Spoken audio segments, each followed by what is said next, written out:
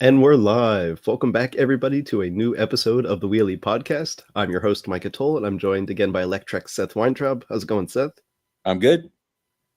Awesome. And we have a pile of new e-bike and e-motorcycle related stories to talk about this week. It's another week of heavy regulation news. So we're seeing more proposed laws about new electric bike restrictions. Super 73 is already responding to one of the stories we talked about on the last podcast with California imposing new e-bike regulations. But then we'll get into some more, fun and positive stuff. We've got a review of Tenways' new lightweight commuter bike. We saw Heybike release their new affordably priced mid-drive electric bike. And we'll be looking at some new sodium-ion batteries coming from Yadia, the world's largest electric motorbike maker. But where are we going to start off this week, Seth? All right. The days of the superfast Super 73 e-bikes are over, sort of. Yeah, I really didn't see this one coming. If you had asked me, a year ago or even less, like I just couldn't have fathomed a time when Super 73 would start restricting their e-bikes. But here we are. Basically, this is a response to the California law that went into effect on January 1st of this year, which said that any electric bicycles that are designed to be modified to go above class 3 restrictions would not be street legal. So for Super 73, not only could you unlock it to go, faster than class 2, which is the mode it ships in, which class 2 is with a throttle up to 20 miles an hour, you could unlock it to class 3 with a throttle, or you could unlock it to off-road mode, which would basically mean you could go over 28 miles per hour with a throttle, often into the low 30s. It was meant for, like the name said, not public streets, but obviously everyone was using it just to, fly down the street or the sidewalk. And that was very clearly outside the bounds of, well, it was already outside the bounds of most e-bike laws, but very much so the more clearly defined California laws. So Super 73 has now responded by saying that their bikes will now ship in class 2 mode, which they have before, but they will also no longer be able to be unlocked into higher modes. And anybody who downloads the new app or repairs their bike after I think it was a few days ago would have this new setting where you're no longer able to open up those like off-road mode and those higher performance modes. So theoretically, this means that all of those, fast Super 73 bikes are now restricted to normal class 2 20 mile per hour mode. That being said, like, of course, there are ways around it. It's very simple to go into the App Store and download a few other apps that are not the Super 73 approved app, but can still connect to the bike, and you can use those to unlock the performance. We're not going to share what those apps are, but anyone can Google around and figure it out. So this is not like a totally hermetically sealed, foolproof plan to de-restrict these. And as it stands, I'm not even sure if this technically fulfills the requirement of the California law, at least the part that says that the bikes cannot be designed in a way that would allow them to be unlocked. Yes, Super 73 is now removing the unlocking ability, but if the bike comes with a 2000 watt motor bolted into it, and there is, this third party way to open that up, then you could argue these bikes are still technically designed with a way to, open up more power. I wonder if in the future, they're going to start reducing the potential performance, not overspecking the motors, that sort of thing. If now they're taking away the native ability to use any of that performance, that's remains to be seen, and that would kind of take away a big part of what makes a Super 73 a Super 73, in my opinion. There's the appearance and there's the performance, and when you neuter the performance, that's a big part of why a lot of people buy these bikes. It's like an end of an era, if you ask me. What do you think, Seth? Yeah, it sounds like it. I'm sure there's going to be tons and tons of workarounds and Chinese bikes coming from other brands that are easier to open, even if these aren't. And it sounds like these are still going to be the Super 73s are still going to be easy to unlock, or people that have them aren't going to connect the app, or 10,000 other ways to keep them fast. And it's funny because like clearly the motors are way over spec, but it's also like the whole bike is kind of built over spec. I mean, that's kind of why you get one of those things, because they look like they're a motorcycle, or a highly spec'd moped. So yeah, I don't know how this exists. Like we're now in a very weird place. I don't know what the end game is for this. But I like kids are always going to want to get faster bikes. And what I always come back to is like, okay, well, let's look at cars. Are cars limited to the speed limit anywhere ever? It's Right. kind of up to the people, like, and cars are dangerous and they kill lots of people. And, you know, we're talking about cars that go 150 miles per hour versus a bike that can go whatever. And like, if you're going that fast on a bike, you're putting yourself at risk more than anybody else. So I'm always kind of just like, I don't see a good end game to this. I mean, obviously you don't want people riding fast in the bike lanes, or bike paths. I get it, but the rest of this stuff doesn't make any sense to me. I mean, I do understand like the register license plate, on faster bikes, that makes sense. I don't like it because it puts another roadblock in the way of more bike ownership. But I don't know. This just does not seem like it's going to go the right way. Yeah, this is a tricky situation. Like you're saying, you're like, I get it. There's certainly arguments to be made on either side, and I see validity in both of them. Hmm. Um, Specifically, I mean, Super 73, in some ways, they were one of the main offenders, but you can partly blame the bike, but you have to put a lot of blame onto these riders, especially younger riders that are taking what some people use as like a completely normal commuter tool, and you get these like, to at risk of sounding like, an old fogey, these roving gangs of youths on their Super 73s, blasting down sidewalks and stuff. So Super 73 definitely got sort of the a bad rap and became the poster child of this like e-bike abuse. And so they're responding very quickly, which is good. But yeah, I mean, how far does this go, and at what point does it become too much and too restrictive to prevent these very useful tools from doing good at the same time? Yep. All right. We'll have to keep an eye on that. And California's not the only place. Let's talk about Oregon. Oregon law seeks to ban many street legal electric bicycles from bike lanes. This is a strange one. I did not see this one coming. In this case, Oregon's proposed new law, this is not, passed or signed into law yet, but it is proposed pending legislation, would basically take class 3 e-bikes, which are capable of going up to 28 miles per hour. So these generally go between 20 to 28 miles per hour on pedal assist only, so not using a throttle.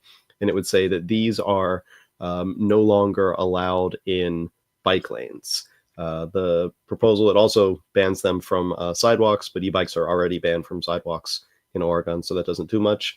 But basically, it kicks them onto the road. And it would also require basically licensing and registration, because it removes them from the electric bicycle legal classification and makes them something more akin to a moped or even a motorcycle under Oregon law. And so to me, I mean, this is quite surprising, because pretty much everywhere people accept class 3 e-bikes as electric bicycles, which are bicycles. And a true class 3 electric bicycle doesn't even have a throttle. Like, you're pedaling. Sure, the motor is helping you get up there, but if you're on a throttleless electric bicycle, that means you're like sort of a true cyclist, in the sense that, like, you don't rely on a throttle. And anyone who's like a real cyclist will tell you that 28 miles per hour is not a crazy speed to get to on a pedal bicycle. You got guys on their just like Sunday morning Lycra cruises doing significantly more than 28 miles per hour. So this is a bit of a head scratcher to me. Now, I mean, of course, I get that, if someone's riding a, 10-mile-per-hour cruiser, they don't feel very safe getting buzzed by a 28-mile-per-hour e-bike in the bike lane.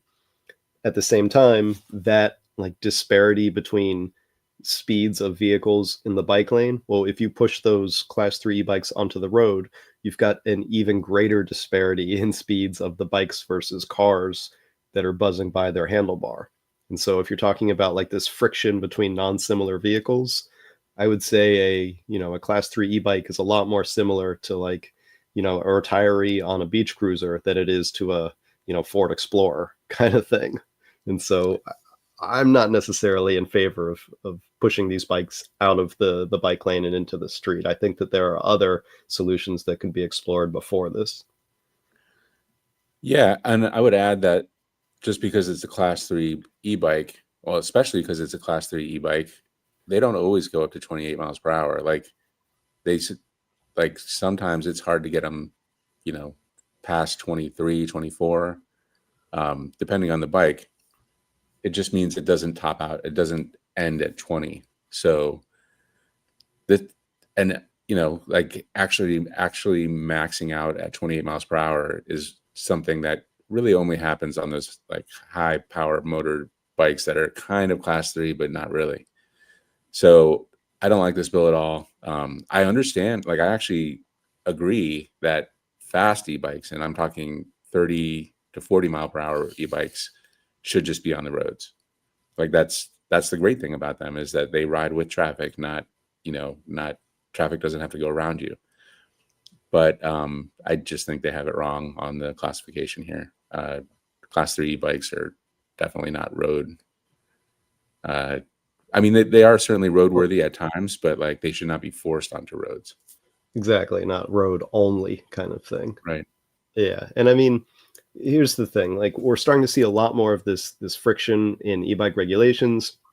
It's resulting in a lot of discussion. Unfortunately, it's also resulting in a lot of these, what some of us would feel like are unfair restrictions. But I also hope that now that this has gotten so much attention, that this is going to result in more addressing of the issue of some of these bike lanes. That, if the bike lane was more than 3 or 4 feet wide, you could much more easily and safely pass a slower cyclist when riding a faster e-bike, and these kinds of things wouldn't be as much of an issue. If we had well-designed bike infrastructure that was, separated, protected, wider, it would mean that more types of e-bikes and pedal bikes can share this infrastructure more easily. So I hope that that is one of the outcomes of all of this extra attention that e-bikes are getting now, even if some of this is going what I would consider, and I think what you would consider, the wrong way as well, at least, from the regulatory standpoint.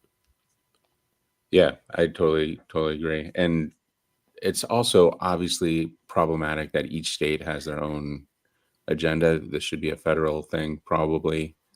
I mean, I guess I get it, sort of like, there's state laws for other road things, but like if you're selling e-bikes and you have 50 different states, you have 50 different like regulations, it's not going to be fun. I mean, I guess California is going to kind of win out over everybody, but I can see problems emerging pretty quickly here. Yeah, and like for example, in New York, I think class 3 is limited to 25 instead of 28. So there's already, just like you're saying, one of those regulatory issues where if you're selling nationally, you've got different state laws. I think New York is actually up to 30 miles per hour, if I'm not Is it? mistaken. I I mean, thought there was some 25. I might Yeah. be wishing that maybe they have a different whatever. Anyway, speaking of New York is now coming for your fast and heavy electric bikes. Yeah, so this is the third and final regulatory story that we're talking about this week. This time it is New York proposing that 100-pound and heavier Class 3 e-bikes be disallowed from e-bike regulations and basically be treated like mopeds. Um, and interestingly, so there's a few interesting things here. One, it's a bit of an arbitrary number, like a nice round 100 pounds. Two, it's only class 3 e-bikes. So, for example, we talked about those Super 73s. Those now ship as class 2.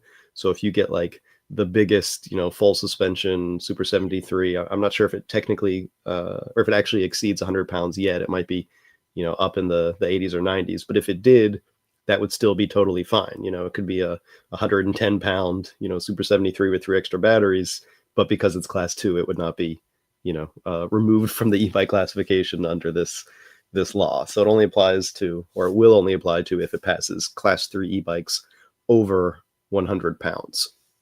And I think what they're really trying to do is target a lot of these, electric sort of scooter style. And I mean like the Vespa scooter style, seated scooter rides that you'll see a lot of people in New York using. Some food delivery workers will use those. A lot of food delivery workers just use a normal, looks like an electric mountain bike with kind of like a ridiculously large battery. But you do see a lot of those, seated scooter style um, electric. They call them electric bikes because they've got those little vestigial pedals that are basically footrests or just removed, years ago, kind of thing. Yeah. But certainly those, are a problem. You see people taking them in the bike lanes, and those probably weigh 150 pounds easily, especially since a lot of them have lead acid batteries. So I think that's a part of what they're targeting here. But to me, this is a bit silly, just because 100-pound e-bikes make up such a small portion of the total e-bike market. Like here, you can see we tested this e-bike, which is just ridiculously heavy. It's got two batteries, two motors, suspension, a crazy trellis frame, looks like, a motorcycle frame, and it's still only 99 pounds. So the number of e-bikes I've reviewed that have actually been over 100 pounds, I could probably count on, one hand, maybe two, and I've, been on a couple hundred bikes at least at this point. So we're taking this time and energy to create regulations around e-bikes that really only impact such a small number. And if the goal here, which ostensibly is to protect, public health and safety, there are so many more opportunities, so much lower hanging fruit in terms of the real danger, which we've talked about, even the last few minutes on this podcast, which are cars and trucks mixing with bikes. Every week in the United States, hundreds of pedestrians and cyclists are killed by cars. There are a few fatalities per year from an e-bike hitting somebody. It's not that it doesn't happen, but I mean, we're talking literally orders of magnitude. So it's not that I'm against, keeping these ridiculously heavy e-bikes out of the e-bike category. I think that would be a good thing, but there's only so much, legislative time and energy in every session. And if we spend it on these kinds of things, then we're missing the opportunity to target the actual offenders. That's my opinion. Yeah, I totally agree. The 100 pounds seems very arbitrary, not helpful. I mean, I'm trying to think of a 100-pound bike, and I feel like there was one fat tire, two motor, two battery one that was over 100 pounds that I rode, and that's pretty much it. And those are no fun. Like they just, they're heavy. So this law is basically for almost nobody, and it won't do anything because cops don't have scales, and it's pointless. Yeah, and not that like it doesn't, the idea isn't good, like obviously, no one wants to get hit by a 120-pound e-bike, but Right. there's just so many more opportunities to actually impact real safety that to me this stuff seems like, it's sort of the quick and dirty, like, yeah, we're, writing some laws, here you go. Right. When We're doing something. exactly, yeah. What are you I doing? don't know. All Yeah, right. and then people tell me like, oh, well, you don't support like, any regulations against e-bikes. Like I do, we need to make these things safe. We need to protect people, but like, let's not waste time at the same time, right? Let's do stuff that actually matters. Safer batteries, definitely should have reflective gear. We're protecting the biker, but it also protects other people if they can see the bike better. Um, if bikes do go quite fast, then maybe they should have some sort of registration on them. So like if you're going to have a bike that goes over 28 miles per hour, maybe that should be registered. And that would keep people from buying and distributing super fast bikes, right? Because Yeah. you would say, hey, this thing needs to be registered. Okay, that's a lot more hassle. I'll keep it at 28. Or hey, I like going fast. I don't mind doing the extra legwork. Let's do it. Right, like stuff that actually would make a real measurable difference in public safety. Right. All right. So speaking of not fast bikes, I got the Tenways CGO600 Pro-C commuter e-bike. Oops, sorry about that. And I loved it. And I am a commuter bike rider. I love going to the coffee shop in the morning, but I have a huge hill in between me and said coffee shop. And one of the great things is there's always an e-bike to be tested. But a lot of the e-bikes, you can just throw down the throttle and get up that hill pretty easily. This one's a little bit different. Tenways did a lot of stuff, and I know you reviewed this bike as well with the belt drive. This is the gear version. They did a lot of things to make this a really nice ride. The cables are all internally run. It's very clean. It's a very good looking bike. The battery's small at 10 amp hours, 36 volts, so 360 watts hours. So a third of a kilowatt hour, not huge, but because it's such a small light bike, because the motor's 350 watts, it actually goes pretty far. Tenway says over 50 miles. Reality is probably something, depending on how much you pedal, in the 40s or something. So overall, it's like really good. And probably the best thing about the bike is that the torque sensor for me was almost, I almost couldn't feel it kick in and kick out. Like whatever they did, I don't know exactly what is going on in the torque sensing world, but the smooth addition of power and the smooth reduction of power when you're done pedaling is like almost like I almost can't tell that I'm riding an e-bike unless I look down at the speedometer. I'm going 20 miles per hour uphill. So you rode this bike. What do you think of it? Yeah, definitely. I had a similar feeling to you, which is interesting because, now I think we're not seeing in the last few years, major quantum advances in e-bikes like we did several years ago. Now the big advances are the small things. The difference between a bit of like a delayed or clunking feeling pedal assist and a pedal assist that you almost don't notice is assisting you until you realize how fast you're going. And so it sounds like such a small thing, but that's taken years of work and like so much programming, so much hardware design to make that happen. And so I think it really is important to point those kinds of things out because those are a lot of the advances these days. It's the things that you don't notice but simply make the experience that much better.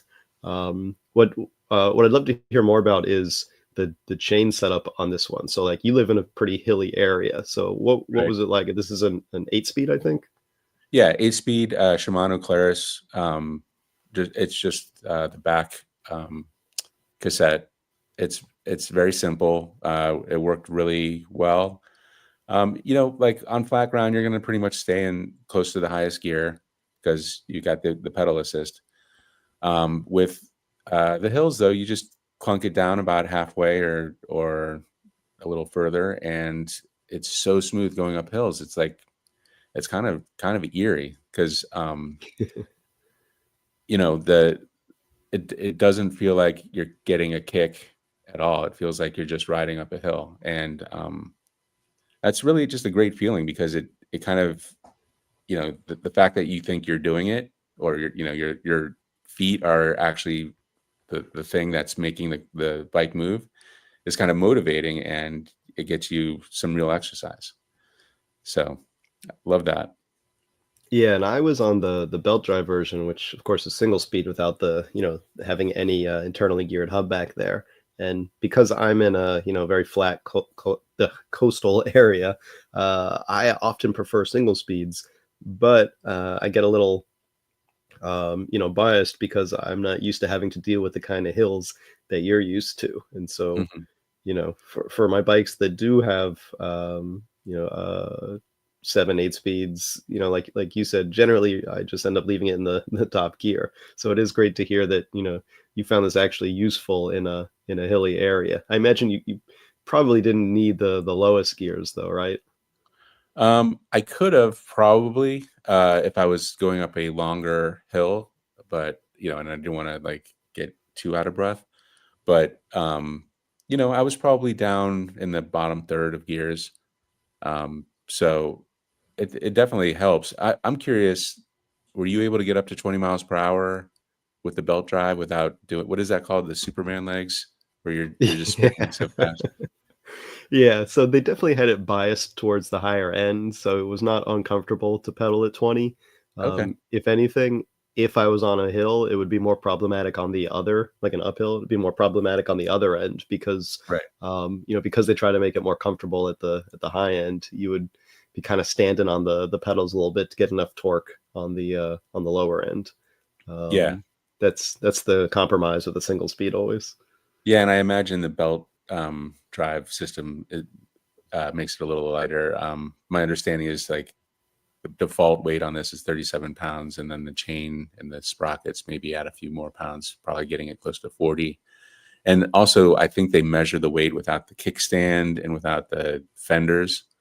Uh, So, so they're a little bit artificially low. Although 40 miles per hour, this or sorry, 40 pounds, this bike is easy to get upstairs, whatever, or you can just remove the battery and take that up if that's the plan.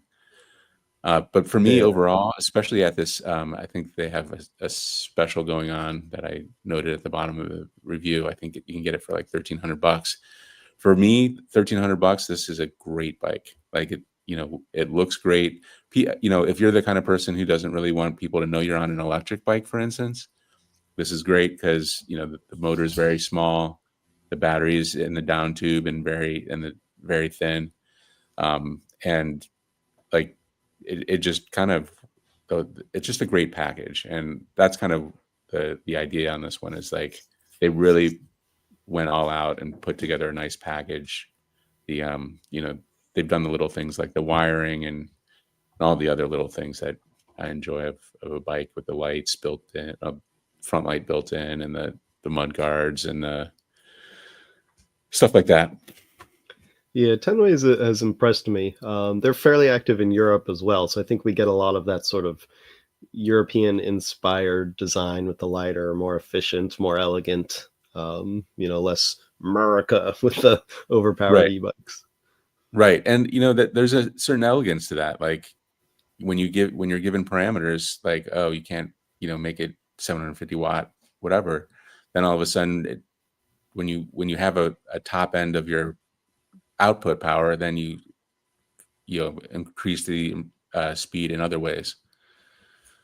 So I love that. And Tenways is a Chinese company, but I think they have an office in Amsterdam or something. So there's some confusion there.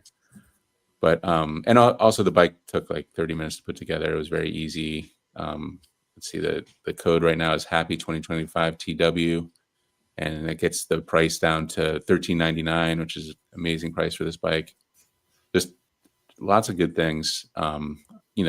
Would a throttle on a hill be nice? Yeah, probably. But I accept the trade-offs. Right. Yeah, it's a little refreshing every now and again to get back on just like a class one Yeah, purist e-bike. totally. All right, let's move on. Heybike ALPHA unveiled as new reasonably priced mid-drive electric bike. Yeah, so I'll tell you right off the bat, we don't actually know the price yet. They said it will be under 2,000, I believe, is what I heard, but we don't have the figure. But they've described it as being very competitively priced, and so know that going in. I don't have a number for you yet. That they're still holding out a little bit there, but they just unveiled their new Alpha at CES. This is Heybike's first mid-drive bike. Heybike, if you're not familiar, they are a Chinese brand. They generally have focused on the budget end, or maybe we should call it the value end. These are not, like the ultra cheap sort of like Amazon e-bikes. These are low cost, but pretty good. We've seen over the last 2 to 3 years, the quality really increase on these hay bikes. And to see them now move into a mid drive is very interesting. It's part of what they're calling their Galaxy line of drivetrains. There are apparently going to be more hay bike e-bikes coming with different Galaxy motors. This one, I had the chance to test this both in its step over and step through ahead of the unveiling. And I noticed that the motor is made by Mevice, which I think is actually the same manufacturer that makes the motor and torque sensor on that Tenways, if I'm not mistaken. That's correct. Although the spec sheet said that there was a different motor for the chain bike, the chain and the belt. So I don't know if that's 100% Okay. sure, but I know that Mevice is the torque sensor for sure. Okay, yeah, and I actually toured Mevice's factory in China, and I have like only good things to say about it. Their production quality and their precision and automation was incredible at the factory. So they're just a really high end, a little bit smaller of a manufacturer of motors and torque sensors and components, but just super high end. So I was really glad to see that they're using Mevice motors on these Heybike ALPHAs. Now the bike itself is basically your sort of prototypical 26 by 4-inch fat tire adventure bike. It's like Rad Rover, Aventon Adventure, Velotric Nomad, that type of fat tire adventure bike. The difference really being that mid drive here, and that instead of a hub motor, you're getting all the benefits of a mid drive bike. Because it's a hay bike, though, and not like a European intended e-bike, it also comes with a throttle, which is very rare on mid-drive e-bikes. Obviously, that's going to be a huge seller in the US market because so many people want throttles. However, it comes with a little bit of a caveat that you kind of have to ride a mid-drive e-bike differently, especially when it has a throttle and especially when it's a powerful, super torquey bike like this. Now, this motor, it's listed as 500 watts, but like I climbed up some huge hills with this thing, and it's got I think 105 newton meters of torque. So like the real world power and torque here is incredible, even if it sounds like it's medium power with the 500-watt label. And so you got to be a little careful with this because that much torque can really wreak havoc on a drivetrain. Here you can see from a stop, I can just climb right up a ramp down the middle of some stairs here. So when you're riding this thing, first of all, you want to like not leave it in the smallest gear all the time. That's like the fun gear, the fastest gear, but that just puts the most torque through the drivetrain, a ton of stress on that sprocket, a ton of stress on that chain. You also want to let off of the power a little bit while you're shifting, kind of like if you've ever driven a manual transmission car. You wouldn't just like keep the gas pedal down while shifting. You'd let off while you clutch, that sort of thing. Fortunately, there's no clutch to worry about here, but you just don't want to like power all the way through the shift. And a lot of people who come to e-bikes not having a cycling background, that's not an intuitive thing. You wouldn't think, oh, I need to let off the power when I shift. So with these super powerful mid-drive motors, it is an important consideration. I really wish we knew the price here. I'm What's fascinated your to hear what guess? Heybike's going to do. Um, I have a little bit of insight, so I don't want to guess. All right, let me guess. But yeah, I'm you gonna can guess. say I'm gonna say the initial price will be 1,600. Interesting.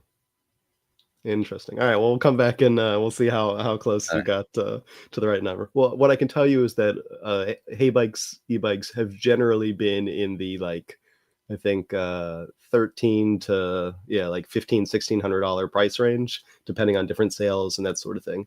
Obviously, mid drive, it's hard to get price parity with the hub Right. motors. They generally cost a little bit more.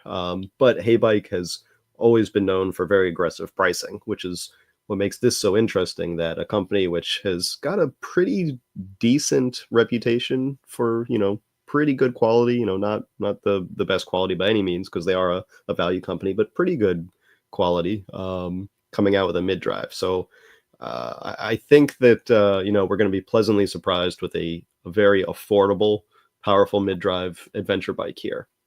I'm not exactly sure when the final price unveiling and availability is going to be, but it does seem like they're getting pretty close with it. I have a hay bike. I think it's a Tyson. It's a 20-inch fat tire foldable. And I've had it up here in Vermont where it's, just snow every day. And like shockingly, it's been fine for over 2 years now. Even the battery is doing well, which is crazy because it's, I basically store it outside. And I wouldn't say it's like the battery's definitely lost a lot of its oomph, but and there's been like a malfunction where the lights stay on, which is a little frustrating, but still works 2 years in the snow later.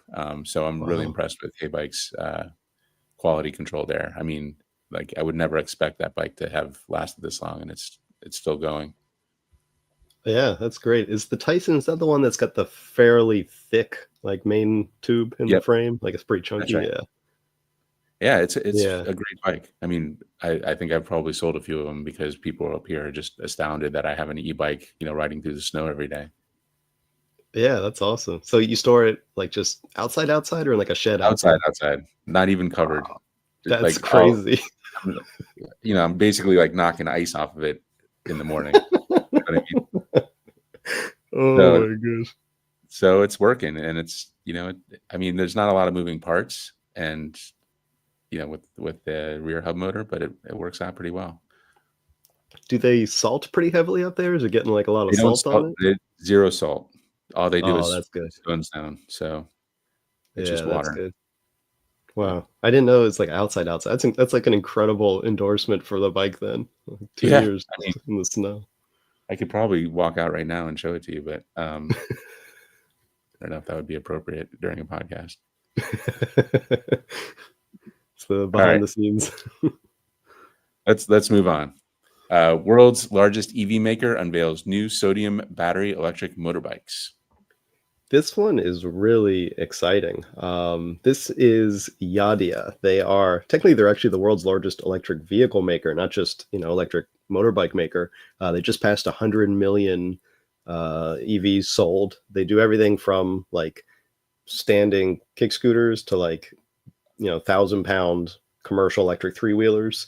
But really, their two-wheeled, like, Vespa style scooters are their major sellers. And they've just unveiled these sodium ion batteries that they're selling in at least a few of these, seated Vespa style electric scooter models. I believe they actually acquired a company, YU, if I'm saying that correctly, that was developing these. So they brought it under Yadia's name. But there's some huge benefits there. We've been following sodium ion batteries for a few years. The technology's been improving, but the big sort of downside is that they just don't have the energy density of lithium ion. That's like the real kicker for lithium ion, is that you can just get so much energy stored in a small package. But if you're comparing these to lead acid batteries, AGM batteries that are still very common in a lot of Chinese EVs, these have as good, if not better, energy density, but they last significantly longer. You don't have the issues with lead, and they are starting to provide some competition to lithium ion. Obviously, they're not there yet on the energy density, but they have a lot of advantages. Sodium, it's a much more abundant element. It's not limited to sort of a few countries that control the like with lithium and other rare earth metals. And so I think it's like the sixth most abundant, widely dispersed element on Earth. So Right, there's it's half a much salt, better. right? Yeah. And so there's much better manufacturing prospects for it. And right now we're kind of in the early days of sodium ion. So, like, yes, it's still more expensive. Yes, it's not as energy dense, but the improvements are going in the right way. And so it's cool to see Yadi already integrating this into several of their electric scooters. And as such a large company, they're sort of setting the stage for this becoming a more common technology that we might see in more manufacturers' vehicles. I never tried one of these before. I mean, I can't imagine it would feel much different. Like, at the end of the day, an EV is an EV, Hopefully it and wouldn't. whatever's powering it. Um, but it is really cool to know that, like, you're not going to have the same potential safety issue that lithium ion has, let alone all of the other sort of, dirty backstory that the lithium ion can sometimes have. Right. The cobalt mining and all the other stuff. Um, Right. I wonder, I mean, maybe you know this. What is is it half as energy dense per kilogram or per, whatever, Yeah. per I square? think it's a, Maybe. I think it's a little better than half. I think it's somewhere like approaching almost 2/3, something like that. But I'll have to Okay. So that's probably getting close to like check the numbers. the iron stuff that electric cars are using. So, I mean, that seems like a great technology. It's interesting that we've always been kind of the holy grail is like solid state batteries that are super energy dense, but maybe maybe the holy grail is like finding cheaper ways to get almost as good batteries because like for the scooter, for instance, there's lots of room in that thing. There's lots of space for batteries. Um, so it for us, like as journalists, we're always kind of like, all right, what's the next battery technology that'll make things super dense and super, all this other stuff. But maybe the holy grail is the cheap and abundant batteries, and sodium certainly is a candidate for that. Yeah, absolutely. And it's hard to say how long it's going to be before this becomes a little bit more mainstream.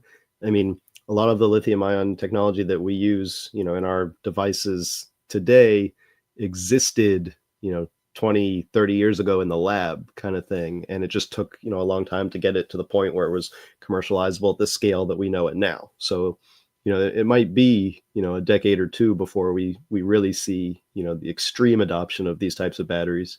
Maybe by then it's replaced by something else. But the fact that it's already being commercialized today is a really good sign. Yeah, and we'd love to see competition. You don't want to have like all your eggs in one basket. It's good that different technologies with uh, minerals that are abundant are around. So it's good to have that um, dispersed. Uh, what is it? Supply chain. Anyway, Right. let's move into comments. If you guys have any comments or questions, now is the time. We have a few already, but put them in the comment section. We'll answer them at the end here. All right. Fargo Townie says, with all these e-bike regulations becoming law or possibly becoming law for some of us, it might be worthwhile to get our M-class driver's license. So that's like the motorcycle driver's license, right? Yeah. I mean, I always recommend that just in general because I think there's a ton of great education in there, Mm. even if you'll never actually ride a motorcycle. The road awareness and some of the control, like even just like counter steering, like I apply it in e-bikes all the time. And so I think there are lots of just good lessons to be learned from that. I hope that we don't see a lot of e-bikes being pushed into the class of requiring a motorcycle license, but I recommend it for e-bike riders just as an educational and useful opportunity. Yeah, we've talked about some of this stuff before. There's a couple of things that could happen. One is like I think bike safety should be taught in schools. Like there should be like I don't know if it's an extracurricular class or part of some other thing, but like middle school kids should just know a lot of stuff about bikes in general and e-bikes, but bikes in general. Like that Yeah. that helps later on when you're taking a driving class and you're like, oh, there's a biker. What do I do? Like you should like all this stuff should be known. So that's one thing.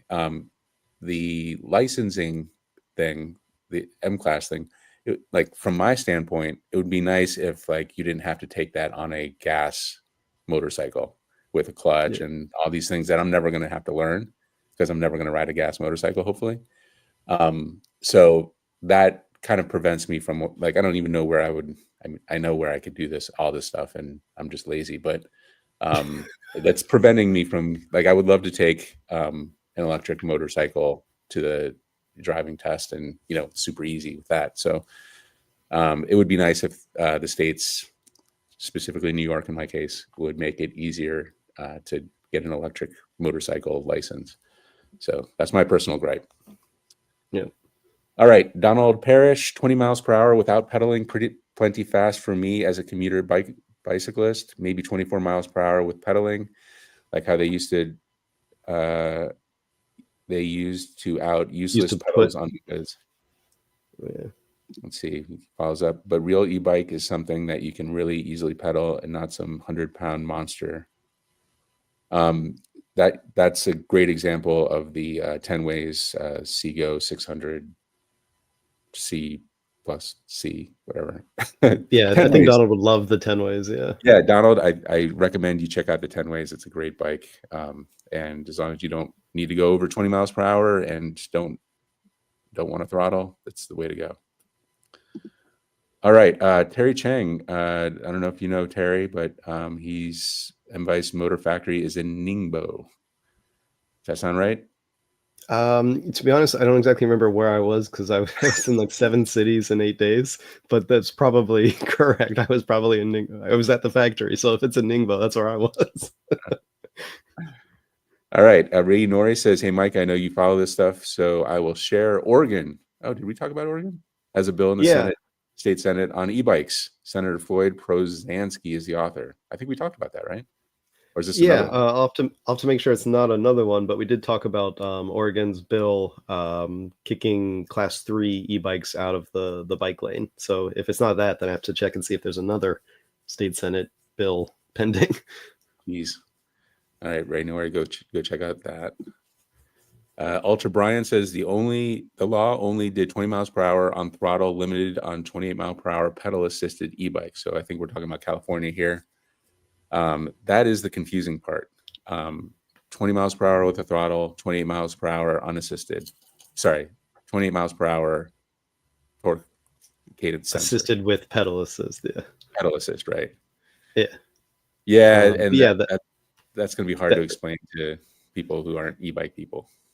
yeah. Well, that's the issue, is that's sort of like the hybrid Class 2, Class 3 e-bike where you can get to 20 on throttle and then you can pedal to get to 28. And that's what California basically said, like, nah, none of that anymore. You got to choose. Right. If you got a throttle, 20 is the limit. If you don't have any throttle, then you can go to 28. Right. Okay. Yeah. California being, I mean, that was sort of, I think, what this Class 3 system was designed to originally be.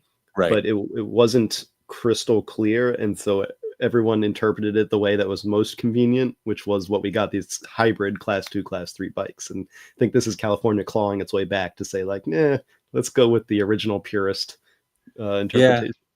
I mean, I get both sides of that argument, because it certainly would, like, as a bike rider, as somebody who's spending a lot of money on an e-bike, I want every little bit I can. If I want to throttle, I want to go up to 20. If I want to pedal alone, I want to go up to 28. But they're making you choose one or the other. Yep. That's the world now. Yeah. All right. That's all the comments. All right. Thank you, everybody, for tuning in. We will be back here in another 2 weeks for another episode of the Wheelie Podcast. See you next time, everyone.